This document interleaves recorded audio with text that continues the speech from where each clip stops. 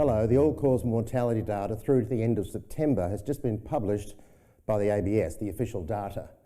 The figure through to the end of September 22, which is 9 months, is 16%, 16%. That's slightly down on the last month, which was 17, if you recall, and is showing some sort of signs of levelling off. However, the thing that we really should be looking at here is the actual number of people, not a percentage figure.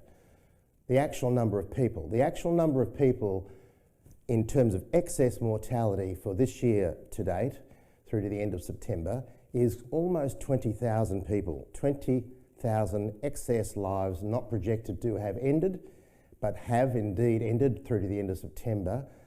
Registered deaths, almost 20,000. Last time we reported on this, we talked about the military casualties in World War II, close to 40,000. Well, 20,000 is about half that. So in 9 months of this year, we have incurred 20,000 deaths, excess deaths, which is about half of all of the deaths in the 4 years of World War II. So we have wartime casualties, so to speak, here. And yet, as you know, there's very little in the main media. Just this week, we've had Dr. Phelps coming out expressing her personal experience with adverse events, but adverse events is not what this report's about. We're talking about the impact on lives and on communities from deaths. Unprojected, unexpected, excess deaths, almost 20,000. These are astonishing figures. I was talking with a person who was in the building industry, just retired, and he was saying one of the problems they've got is they've got more people dying who are builders. And the government has announced a big housing campaign to build more houses to ease the demand. And he said, that's great, but we won't have the builders. We won't have the builders. Not only do we not have the builders because people are getting sick and dying, we won't have the skill transfer from the older builders, the more experienced builders, to pass on to the apprentices. So as I've been talking about in these reports through this year, this has got an underlying economic impact which really hasn't fully presented yet. So we can talk percentages, 17, 16, whatever, but the reality is this is going to impact families, lives obviously, impact families, communities, and economies, supply chain, truck drivers, builders, plumbers, teachers, nurses, and so forth.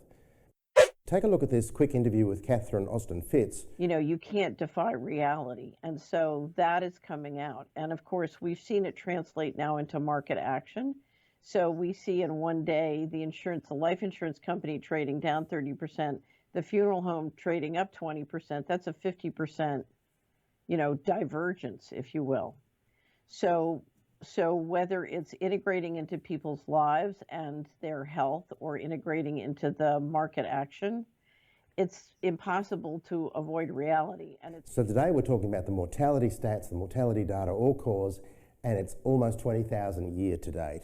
It will be close to 25,000 by the end of the year, and that is astronomical.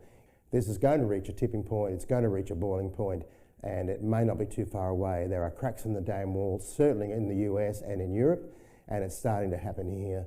And we just keep tracking this trend line because even though it's levelled from a percentage point of view, the numbers are staggering. And we will probably put more emphasis now on the actual count, because what will happen is next year, the 22 figures will come into play and take the benchmark average up a little bit so it won't look so dramatic. And keep in mind, they've already removed one low year, which allowed the figures to be a bit more modest. So that's the report for this month, a sort of a transitionary phase that we're in, and we'll be keeping an eye on it because it really is. This is historic. So thanks for watching. We'll catch you next time.